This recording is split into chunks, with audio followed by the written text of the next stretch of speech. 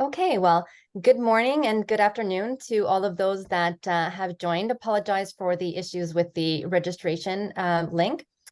We welcome you here today. So welcome to our session on transforming into a next-gen retail media network. We're very excited to have you here today. My name is Connie Triassi. I'm a solution engineer with Salesforce based in Montreal. I'm focused in on the retail and consumer goods industry in Canada. I am joined by my esteemed colleague, Pamela Lau, also a solution engineer within retail and consumer goods. We have both, Pam and I, over the last 2 years, been working on retail media transformation projects, and we will be your hosts for today's webinar. So first and foremost, we'd like to thank you for taking time out of your busy day to listen into this webinar, and we really do hope to make today a valuable use of your time. A few housekeeping items regarding the webinar today. First of all, please go ahead and ask any questions that you may have throughout the session. There is a dedicated Q&A that is available, and there's also the chat. So you have the ability to ask questions in both places, and please feel free to collaborate with us. This session is also being recorded. You should receive a follow-up email on Monday with a link to the recording. And please stay tuned for some additional content. We'll close up the session with some next steps, some additional content. And should you have any questions, please don't hesitate to reach out to us after this webinar. So as we go through the discussion today, and should any forward-looking statements come up, please do keep in mind that Salesforce is a publicly traded company and that a customer should base their purchasing decisions on products and services that are currently available. Pam, I'll pass it over to you. Thank you. So we have a lively discussion planned for today's webinar. We're going to be looking at a variety of topics, all looking to really focus on how to scale your retail media networks and your retail operations to the next level. We'll start and cover topics like how to address some of the top challenges that we're seeing in these retail media operations and retail media networks, how to really address them and what we've seen across other customers and within the industry.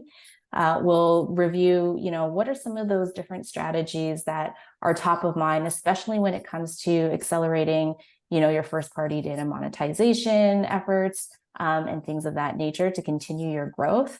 How to future-proof your retail media strategies with different solutions and trends, including technology through Salesforce and V2. And then really take a look at some of our customer stories. What have we seen across the board within our industry, within various customers? What are some of those best practices and lessons learned that we would love to share with you? And I'm very excited to be showcasing our very esteemed panelists here and our guest speakers and experts. So we are very excited to bring to you Blair Benedict, who is the head of sales for GoPuff Ads, which is GoPuff's own retail media network that essentially connects their CPG marketers with the next generation of convenience shoppers.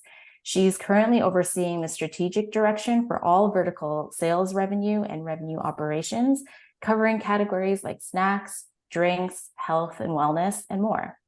Blair has over 14 years experience in the media and advertising industry, with prior roles held at Twitter, ESPN, OMD, and Ogilvy. Next, we have Ryan Prescott, and he is the Chief Experience Officer leading V2's global delivery organization.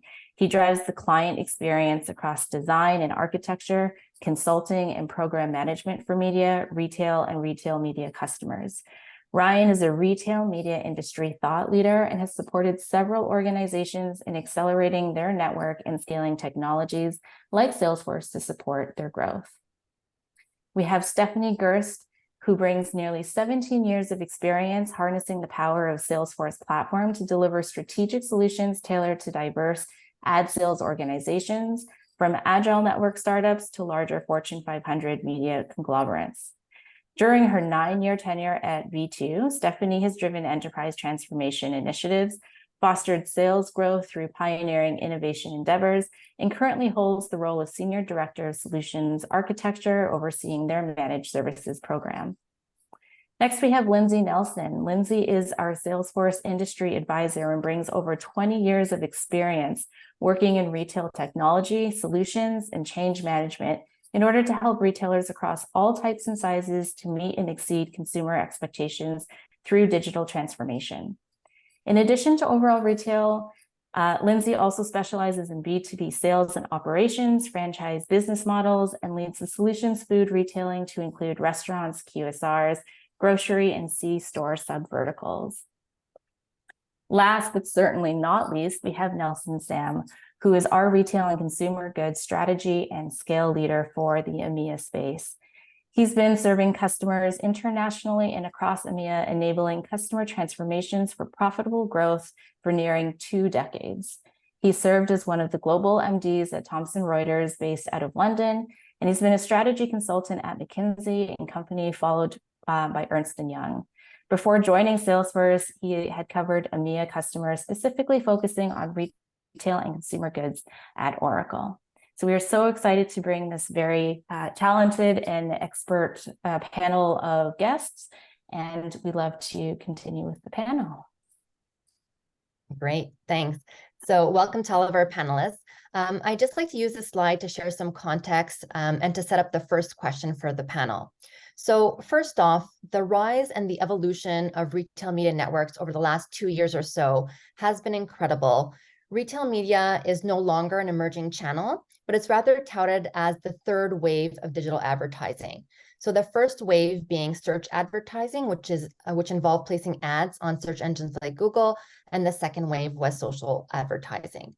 Now, in terms of the numbers, retail media was one of the fastest growing US advertising channels in 2022, and it's expected to more than double across the next 5 years to approximately $107 billion. In Europe, and stats are incredible as well, the IAB, or Interactive Advertising Bureau, forecasts that online retail media advertising spend is going to exceed traditional linear TV ad spend by 2026 and reach approximately 25 billion euros. So the opportunity here and ahead of us is significant. The factors that have been driving growth in retail media can be attributed to the tremendous growth of e-commerce, as we saw throughout the pandemic. It's attributed to access to first-party data, and as well to the opportunity for retailers to make higher margins. On that point of first-party data, we're already seeing retailers work on their first-party data strategy to target the right message to the right audience at the right time and on the right channel. We're also seeing brands gain valuable insights into shopper behavior and preferences through their first-party data. And retail media networks are continuing to evolve. They're continuing to become more complex. So this takes me to the first question that we have for Lindsey. Lindsey, I'd like to get your thoughts on how do we shift from this retail media 1.0 to a more advanced 2.0 type network? What are some of the most significant shifts that you're seeing as of late? Thank you, Connie. You can hear me okay? We can, yes. Okay, great. It's been really exciting in such a short amount of time, as you indicated, within the industry. We have seen retailers starting to get very intentional with this and seeing a very quick return in terms of not only additional revenue streams, but very healthy margins. Where we see it continuing to evolve is in the beginning, the 1.0 concept is what is retail media and how do you monetize these eyeballs and this data that you're bringing in, both to your vendors and suppliers, but also to the consumer, and really get into a more personalized experience. And then you fast forward and it's the whole internal operations piece of, have we ever even built an ad sales organization? Do we understand the inside of how a retail media network can truly work? Do we have the right people and processes in place? And do we have the right technology to empower all of that? Where I see us continuing to grow and evolve is because all this data is starting to come in, really being more intentional on the data element of truly personalizing back to the consumer in ways that, again, bring us to a level of loyalty and experience that comes to be expected now Speak to me in my channel of choice around things that you know matter to me based on my previous shopping behaviors, and things that I might like in terms of suggestions that are, highly personalized and targeted. Absolutely. I think that hyper personalization is key. Thank you. Thank you for that. Nelson, since you're based over the pond in London, I'd love to hear about what you're seeing in the EMEA market. What's keeping those who currently have a retail media network up at night? Thank you, Connie. And I think it's a very interesting topic. And as Lindsey had opened up from 1.0 to 2.0, one thing is very clear, right? It is growing. So all types of forecast, including IAB forecasts, suggest that by 2026, you would have close to 25 billion market, which is very interesting. And when you compare the advertisers and agencies, they are now actively interested to participate with retailers, given the retailers have the data. So either way, that is going to grow. There are significant opportunities, which I think it's worth to mention is, what kind of closed loop attribution that you would want to consider. Access to the retailer's first party data, looking a bit more granularly on the level of attribution reporting, how whether the shoppers are able to understand the point of purchase and what sort of data can be activated further. And then the questions about privacy, being compliant, all of that is getting more and more recognized. So when you look at the barriers and things that are really keeping them awake, at least in Europe, is lack of retail media standardization. So that is seen as a biggest barrier for further investment. While other parts such as the perceived inefficiencies in retail media, which is the amount of manual work still required, fragmentation in the market, and therefore the different platforms have used for reporting purposes, and the various APIs are created therefore, and also the inefficient pricing structures and the multiple buying methods are real barriers that you would see. When you look at the wider organization, another challenge which is being mentioned over the last 3-4 months are the overall advertising spend. Although it's not a barrier, but it is getting reallocated towards retail media. So there is the traditional advertising channels that are likely to see that reallocation of their spend. And what we hear is that 60% of the advertisers and probably even around 50% of the agencies are shifting their budgets from traditional channels to the retail media. And therefore, you could see that the whole social media advertising and the shifting budgets away from social channels are very interesting factors to keep in watch. Absolutely. I feel that here in Canada, it's some of the same challenges that we've been facing when we've been working with customers. There is that lack of standardization. There is that fragmentation as well. So it seems like it's similar in our geography as well. So thank you for that perspective.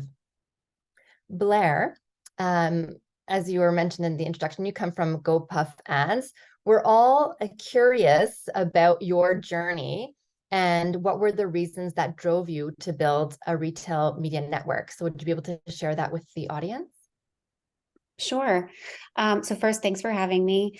For those of you that may not be aware, GoPuff was founded in 2013. We actually turned 10 next month, if you can believe that. So 10 years old. However, it wasn't really until maybe a few years ago or so that we really started to lean in and accelerate the build of what is now known today as GoPuff Ads. And so, the reason that we did this is for a couple things, right? First, we've always known we have a unique ability to connect people with the products they love or even introduce them to new ones. And then second is there are benefits that only GoPuff as the leader of this instant delivery space can bring to advertisers. And this is our superpower, which is that we can quite literally take a customer from an ad impression to a product in hands in roughly 30 minutes. Also unique to GoPuff, we have a very coveted consumer demographic, that younger millennial, Gen Z, we actually call them Gen Zennials. Anyone that's in the marketing space knows that brands are very keen to connect with this demographic, given their influence, given their buying power, and that's only slated to increase. And so those are just a couple of the reasons, coupled with everything else that you had said previously in terms of margin and identifying different revenue streams for the business. But so really what began as just a couple one-off campaigns over the years has transformed into, a full-fledged retail media network where we now offer sponsored product and search, on-site display, off-site advertising, where we're leveraging our first-party data. As you talked about, we have a robust sampling program and a lot more. So today we're working with the world's largest CPG marketers. And all of that said, we're really only at the beginning here. And so we're just getting started. Well, that's wonderful. It sounds like it's been an exciting journey. What would you say were your key challenges regarding this transformation? Yeah, I think, well, from a systems perspective, certainly as the business began to scale and revenue began to diversify across tactics, across advertisers, we really needed a revenue booking and management system more tailored to our needs. One of the biggest challenges that, frankly, we still have is a lot of the information, a lot of the performance data, a lot of first-party data, all that lives in disparate systems, ad spend, performance. It's tough to correlate all of it. And so the manual tracking and consolidation of all of that, not just for ourselves, but for our brand partners, was becoming way too cumbersome and time-consuming. We also lacked a lot of granularity in our reporting as we were growing. So, different tactics we would partner with brand partners on have different pricing models, different placements have different positions within the app, and none of that level of detail was reflected anywhere within any of the systems that we were leveraging. And so that's ultimately what led us to eventually partner with both Salesforce and V2 as we looked to kind of go from our own 1.0, 2.0, as you started out saying. And on that point around the Salesforce technology, how have you leveraged it in your transformation and why? Yes, so we upgraded to Media Cloud earlier this year in partnership with you all. Prior to that, we were using a much more basic version of Salesforce, which had got us to where we were, but certainly not where we needed to go, right? We ultimately needed something that had a lot more customization. So some of the things that we did within Media Cloud was we created a custom opportunity flow. It was now able to reflect our entire product suite alongside the various different pricing models. We had a lot of difficulties with revenue schedules and how to reconcile that with billing. And so we went from a manual process to auto-generating revenue schedules. Believe it or not, the team spends a lot of monthly on billing. And so this was a big time saver.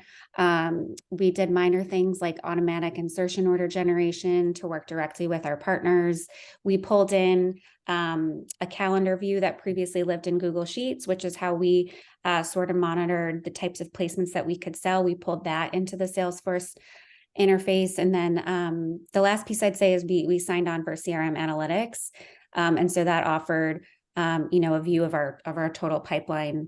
And so for those of you that have used it, it's interactive. You can click into different modules to get a more detailed view. And so ultimately being able to dissect the data in different ways has been very pivotal in terms of understanding both just a macro view as well as a more detailed and micro view on the business. Great. Well, thank you for sharing that. So I'm hearing like driving efficiencies is how it's helped quite a bit. And we're going to see a little bit of the CRM analytics piece as we get further into the panel discussion. I just want to shift gears here a little bit and pose a similar question to the V2 team. So Ryan, you've worked with many technology platforms. I'm curious to know, where have you found the most success leveraging Salesforce? What's worked best for you and the V2 team and the projects that you've been involved in? Yeah, thanks, Connie, and thanks for having me. And thanks for the props, Blair, for the work that we did together. It was great. Always. I think the challenge, and I'll speak specifically to retail media, where Salesforce where we've had the most success is when we're able to bring together not just the retail media network, but also finance operations that are outside of it, marketing and really get a unified view of what are we trying to achieve. One of the challenges, and we'll talk about this and Steph will show it in a minute, that Media Cloud specifically can provide is a visualization way to look at how all of your different CPGs and the different stakeholders within them are interacting and connecting. And Salesforce really allows customers to do that in a way that a lot of CRM systems don't. And then the fact that it can now go end to end, that you can have one platform that handles your service, your experience, your portals, whatever, and integrate it all together in a really meaningful way, and then go deeper into analytics, has been probably the biggest kind of opportunity that we continue to see. Wonderful. So on that, like, what do you see as the most common challenges that you've been delivering solutions for? Maybe we can go through the top few that Sure. you've been Yeah, for. no, absolutely. I think what's been interesting on one of the most common challenges that we've experienced as we've expanded into retail media, and as I work with a lot of retail media networks, is where retail media organizations take their first step in technology. And it's almost never been with CRM in my experience to date. It's usually on the back end of how are we tracking performance of our ads on like a marketing cloud intelligence type tool or something along those lines, or through a partnership with a fulfillment system like a Criteo or a Citrus Ad or Promote IQ, because it's self-service, it's easy and it's connected. And it's the unique opportunity that retailers have that traditional media organizations don't, is you're building a network with a captive CPG audience that already knows and trusts you. You're not going out and trying to build an account base. Your account base exists, and it's really thinking about how do I strategically partner with that account base. So I think common challenge number one is see a lot of retail media networks spot buying technology early in their kind of, as they're founding, as they're growing, because they hit a pain point and we need this, and we hit a pain point and we need that, and we hit a pain point and we're adding this in. And then you get to that scale of where maybe you're at $10-15 million in revenue and you're really starting to kind of hit the ground running, and you're realizing that 30% of your business is in spreadsheets, 15% in this technology, 5% is being run through this, and then there's 10 other technologies that each kind of impact 5%, and nothing pulling all of that data together. And I think that's where the CRM piece and account management that underpins the core of what Salesforce has been for 20 years is a CRM really comes into play for scaling media networks. Absolutely. Steph, did you want to jump in here and maybe show us a little bit of what Sure. Ryan just spoke about? Sure. I think you can see, I'm just on the home screen of one of our demo orgs, and we've got quite a bit going on. So everything from, sales performance, being able to come in as a rep and seeing how you're doing within a period of time, even basic things like, what should I be doing today? What events do I have? What activities, what accounts have I been in? What requests do I have out to my collaborators for pre-sales? All of that stuff can kind of be curated and aggregated for that view. Even things like, Ryan was saying, how do you interact with your customers? Being able to view consistent spenders and basically have information about performance of those vendors, of those customers, within your system, and be able to see who has been spending consistently but may have dropped off. Who should I be talking to? Even things like, getting your ad sales performance, like how are your campaigns performing over time across the different platforms. All of that can be pulled into one kind of command central view, so that you can see kind of globally everything that's going on with either a rep's business, all of their relationships, or in a broader standpoint for a particular territory or a platform, all in one place. I know, the customer relationship management, Salesforce's, basic foundational component is being able to understand the relationship that you have with your customers. So being able to build out all of the information that you have about your customer, everything from, embedded analytics that are specific to how current campaigns are performing, having those numbers pulled back in, being able to kind of change up the views dynamically. These are things that are available with Media Cloud, even things like relationship diagrams. A lot of people are familiar with the hierarchical, but here you can see how closely aligned people are. You're able to see relationships between your advertisers, the brands, and the contacts, as well as any agencies that may be in the mix, just graphically. And then, of course, things like, planning and performance, really understanding how your media strategy is going to play out across the year, over the time period.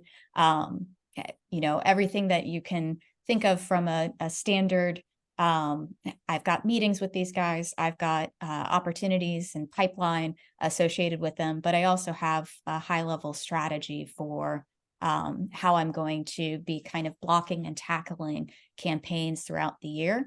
We've built solutions to help out with really visualizing, if I've got various objectives and I need to see kind of the budget across those, I can actually very easily add in,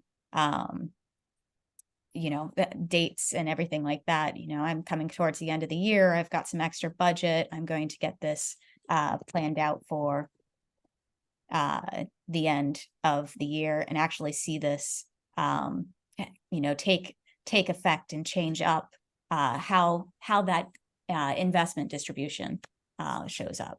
So those are just some of the things from that kind of relationship management, the strategic media planning that may be happening, just high level. Yeah. So taking a step back, Connie, to your question, because I think I hit on number one. And the second one, when you think about business and technology challenges that we see frequently, and what Steph is showing here is an extension of the Salesforce, of the Media Cloud platform that V2 designed based on conversations we'd had with a lot of retail media networks, is those pre-existing relationships and the number of people that interact with them. So when we talk to retailers, they have existing CPG relationships, quite a lot of them, but those relationships might span buying, merchandising, internal media buying teams, finance, marketing, whoever it is, that all kind of have a pre-existing relationship. But with that, we saw an opportunity and a need of this concept that exists really heavily in the linear side of our world in traditional media, which is the concept of upfronts. Upfront meaning at the start of the year, I know that I'm going to buy X number of ad space, or I'm going to do this amount of work, and I need to be able to provide a more detailed plan of how am I going to execute against that. And what we did at V2 is we designed this media strategy and tactic tool to accommodate for retail media networks' needs to provide strategic upfront planning at the start of a fiscal year for some of their top CPGs, so that they can really think about, engage, and interact with and plan for the different tactics and strategies, outlay, opportunity, and really kind of build that plan for providing white glove service to their deeper relationships. It's wonderful, and it's great to see it firsthand here. So that was the number one challenge. Are there any other ones that you think are top of mind, and and how have you solved for it? And I'm going to keep reiterating it, that I still would say that the biggest challenge, it's consistently comes down to the steps and process, and where working with our media networks to separate out what I'll call instant gratification from long-term strategy. because with this being such a high margin business opportunity for a lot of retailers compared to their more traditional channels, it's easy to want to figure out like, how do I capitalize and recognize the tail end of my revenue cycle? And if you do that, what you end up losing is the customer experience and the CPG experience on the front end of it. And it really becomes about providing a unified view. And I think that is the biggest pain point, and everything else really falls into that, because from there, Connie, you start to think about not just first party data or third party data, but what am I doing with my zero party data that I'm getting from signups on my app or through my loyalty program, and how am I bringing all of that together, and where does things like CDP and AI start to play a role in the approach that I'm taking to engaging with my customer, and what does that mean? How do I bring in store, and how do I think about a system that scales? So, you know, in Blair, if you're okay with it, I'll use GoPuff. If GoPuff decides to add a new product or channel, their design's pretty turnkey for them to just add that in and allow their sellers to go and sell it. Now, fulfillment's a different story. We have to always think about like, how are we going to then fulfill that new channel? But in terms of being able to scale your product roadmap as you're building it, that's really the biggest goal that we have as a consultancy, is to make that simple so that our clients, our customers can own their pathway forward and build their business as effectively as possible. Makes sense. It is, if I can real quick, Ryan, you're spot on. I mean, it's such a rapid acceleration in the space that many, they don't know what 2 miles ahead looks like, or even 20 feet ahead. And they're constantly trying to evolve to not only catch up in some cases, but then to integrate not just point solutions, but just various points of contact, whether it's digital, physical, conversational, with their partners. So it's an extremely exciting time, but it's so fast. Yeah, absolutely, Lindsey. And I think along with that, what's been fascinating to see is how the networks are growing, and where the people who are growing some of these retail media networks as they're getting established come from in their backgrounds. And you tend to see a lot of product marketing, paid search backgrounds. And what we're starting to see now, which is phenomenal, and we got to experience it working with Blair, who really came from traditional media, is we're seeing traditional media leaders move into retail media because of the exciting components that are there and the scalability and what can be done. And I think that's only going to continue to accelerate the marketplace and accelerate the growth of retail media even faster, which is fantastic.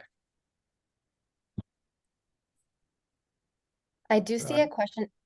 Yeah. I can reiterate the same within EMEA, because on the one side you have the different channels, and the other side you have the purchasing funnel. So combining both channels and the funnel is very interesting in the way in which the budgets are being allocated, and also how you would align to a client's business goals and objectives. And given the silo systems and not having an unified ecosystem has been a big challenge. And I think that's where people are revisiting the strategy and trying to think how they can unify the ecosystem.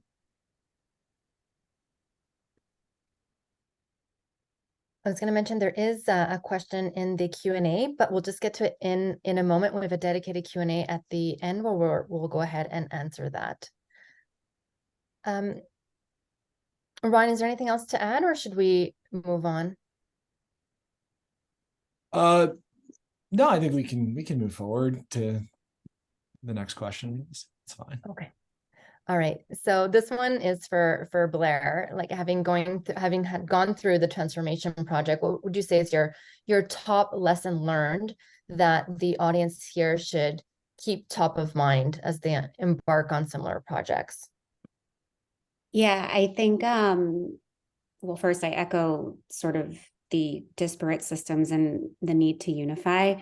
You mentioned it, you hit on it earlier, which was efficiency. So the top lesson for me was work smarter, not harder. And certainly that's something I think we learn every single day, whether it's in retail media or not. But we were living in a world of Google Sheets, and we still are to a certain degree, right? It's by no means perfect, but obviously part of what we're talking about today is that there are tools that can reduce the many manual hours that not just retail media startups, but generally early startups face. And so that's, again, to the point of the project that we worked on, which is leverage the systems and tools that you have, either internally or externally, to help accelerate the business. Because, building a business on the backs of people gets you to a certain place, but then ultimately, in order to really scale, you need more automation in order to do that. Absolutely. And back to Ryan and Steph here, any other considerations or best practices that the audience should keep in mind? Steph, you want to go first on that one, or? Sure. Well, I would say, that to Blair's point, it's that balance between the technology and the people. You can throw a bunch of bodies at something and get it done, or you can try to improve the platform. We've done things like guided opportunities. So being able to actually do a bunch of different things as part of a single process. So adding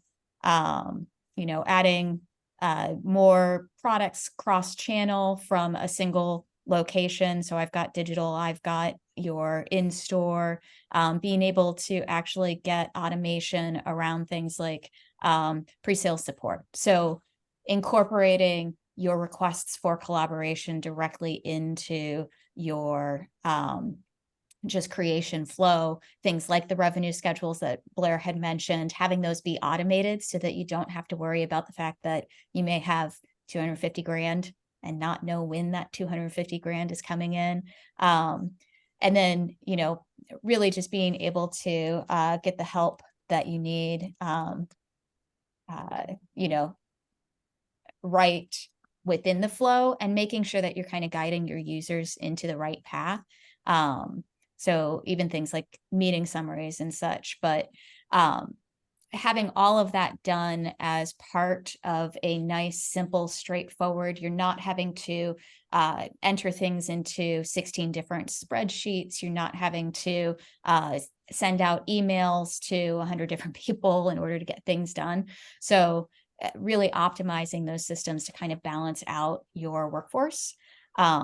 And then, having the system kind of prompt and guide even further, just within your flow.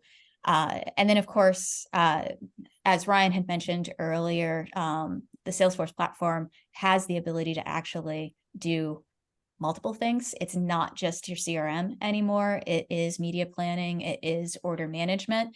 And it allows you to centralize what it is that you're doing in one system, and then having that data kind of push out for efficiency's sake. So, we've got the media planning capability. I've got things pre-populated just because of the fact that we're on a demo, but being able to create a media plan, different quotes, different versions, and actually be able to pull in information across digital, across your different platforms, even if you've got various deals that happen on repeat, creating templates that auto-populate your information. The system can really support what it is that your users need to do on a day-to-day basis, and be integrated with your downstream system. So here, I don't need to go through and triple check or ask someone to confirm how much inventory I have available.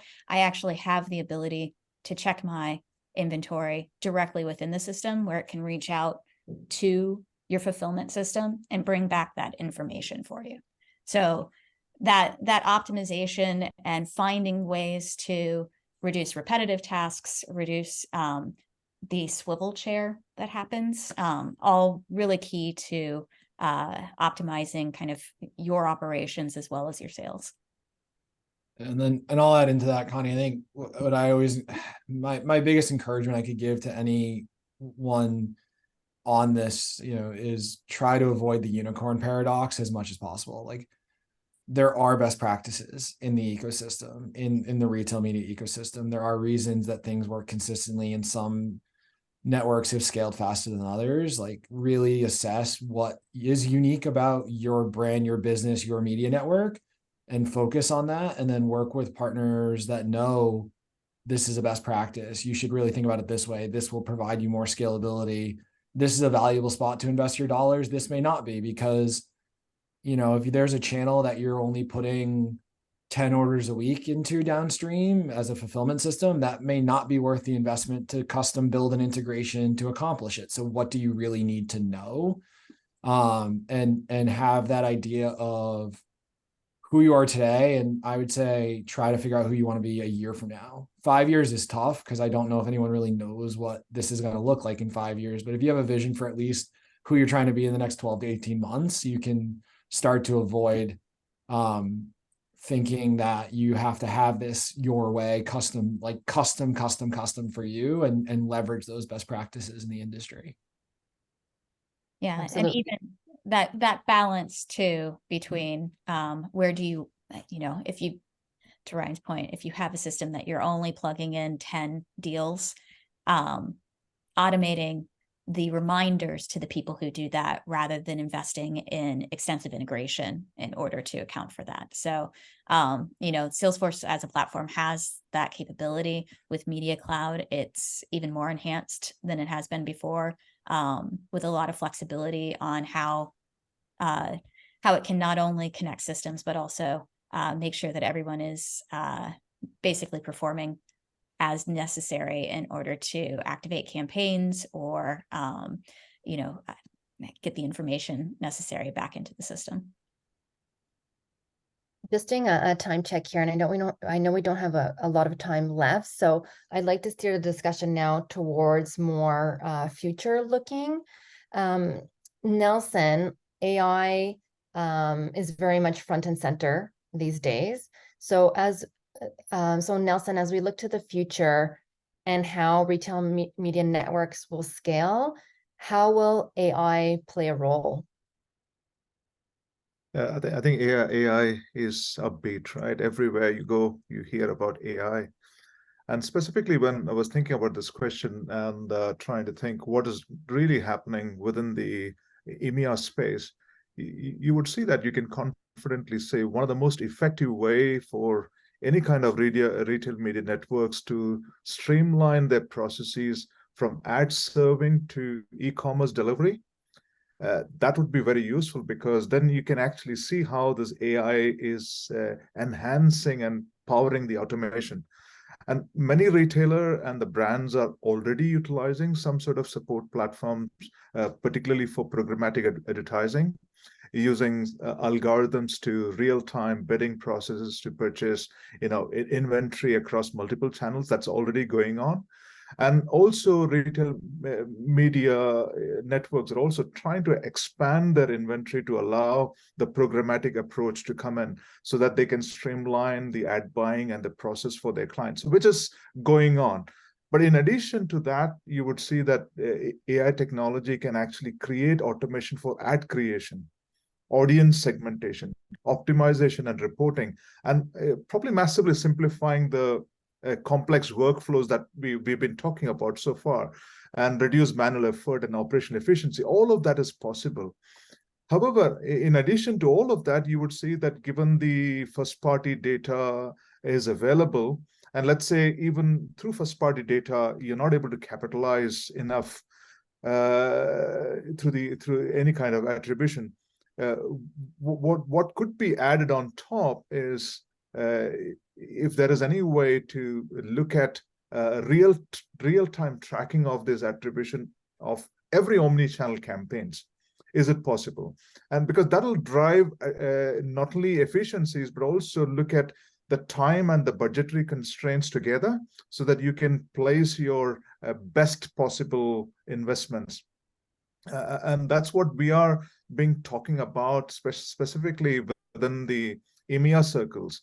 And that's also a way in which I believe RMN can differentiate when they start embracing AI technology, so that you can allow consolidation the platform to utilize first party and ad performance data as for a target consumer base, and make sure that the access is available for ad placements, personalized targeting capabilities in an integrated fashion, so that you're kind of integrating the CRM, customer relationship management, as a part of the journey as well. Interesting. Blair, would you be able to jump in here as well? Like, what are your recommendations for accelerating retail media networks? What's top of mind for you going forward? Where do you see the industry going in the next 12 to 18 months?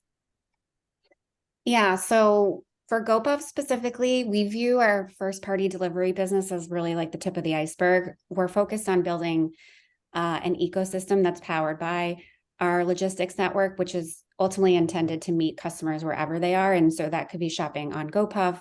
It could be in one of our stores like a Bevmo, through a third-party marketplace, social media, even television. So that's what we're thinking about. I think for the industry, people hit on it already. The future of standardization is going to come a lot quicker, I think, than people realize. There's obviously no universally adopted measurement, which is making it fragmented and difficult for CPGs. So I think that's coming in probably the next 6 to 12 months. I see continued evolution beyond the digital shelf. So in some ways we're already here, but what does that next phase look like for video, out of home, audio? Everything Nelson was saying, I don't know how AI will impact things, but certainly it will play a role. And then data. So the utilization of it by non-endemics, we've talked a lot about CPGs, but lots of opportunity for non-CPG and opportunities for data collaboration with brands. So I think data will obviously continue to be the engine that really powers this industry. And I think that's where we'll see a lot of exciting changes as well. It's wonderful. It does sound absolutely exciting. We only have 3 minutes left. So Pam, I'll turn it over to you. There is a question in the Q&A, and then we can open it up for more questions as well. Yeah, absolutely. This is a great question. It's one that I actually wanted to pose as well. But the question is, are you seeing any increases in demand with more mature clients from managed service RMN campaigns to more self-service campaigns? And if so, what impact do you see on the industry? So maybe we can start with B2, if you've seen any of that in some of your conversations across various customers. I think self-service is coming up more and more, that CPGs want to be able to kind of go in and build this is what we want, and then ship it forward. The complexity in it that we continue to see and work through on our end is where our fulfillment systems scaling to meet that demand so that they can be plugged in effectively and meet the need for it. And the sophistication to understand when you get into a highly diverse product catalog, how are you ensuring as a network that you're capturing the revenue, but also making sure that if it's like delivered on actuals, you're capturing the campaign performance to ensure that you're meeting the expectation of the client. So I think self-service is something that will continue to be asked for, but I'm not really at this stage. I wouldn't say I've seen anyone who's threaded the needle on it incredibly well, except for maybe in like singular channels here and there. I would agree. We're definitely on the GoPuff side. We see an increase in demand. They want to be able to access not just everything at their fingertips, but in one system, right? And I think Kroger a few months ago rolled out and announced their ability to do that. So I do see that continuing to be an ask, and ultimately where the industry will be headed. It's just a matter of whether retail media networks choose to build it themselves or leverage external systems, or perhaps a combination of the two. Blair, do you think retail media networks will ever go down the path of the traditional media network of like building their own ad servers for self-service or anything like that? Given that often retail media networks are sitting within multi-billion-dollar companies, we forget like it's a small subset of an org, but they're within huge companies. I do think, again, it's a question of whether you build it yourself or perhaps you pay someone else to do it and then white label it as your own. But I do think eventually, in an attempt to lessen the fragmentation and also ease the use of buying for all of our partners, I do see that eventually having a place.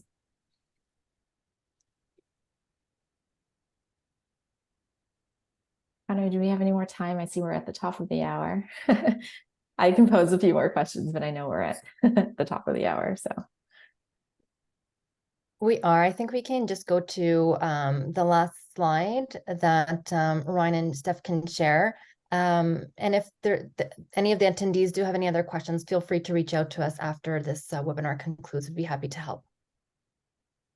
Yeah, so I'll just go through this quickly. So in partnership with Salesforce, something that we want to do for any of our anyone on the webinar that is interested in it is we're offering free discovery and a strategy review session for attending the webinar and to build that interaction. And we hope you take us up on that. And there's a little bit more here on what that is. And then on the other side of it, a few of my team members will be at the Adweek Retail Media Summit in Minneapolis. So if you are also there, stop by, say hi, reach out to them. And we're always looking to connect with people in the industry. And then to cap it off, I guess, thank you. Thanks for coming. Absolutely. Thank you, everyone. Thank you to our panelists for the engaging discussion. Appreciate it. And we'll see you all soon. Thank you.